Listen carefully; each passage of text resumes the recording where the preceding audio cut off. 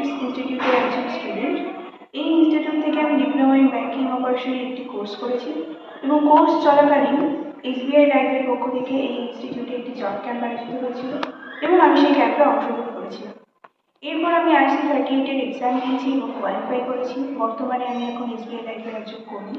এর জন্য ইনস্টিটিউটের কাছে আমি অনেক অনেক বেশি কৃতজ্ঞ। এছাড়াও এই কোর্সের থেকে আমি spoken English, basic office internet, tally, basic banking knowledge এইসব শিখতে পেরেছি এবং নিজের পার্সোনালিটি ইমপ্রুভমেন্ট করতে পেরেছি।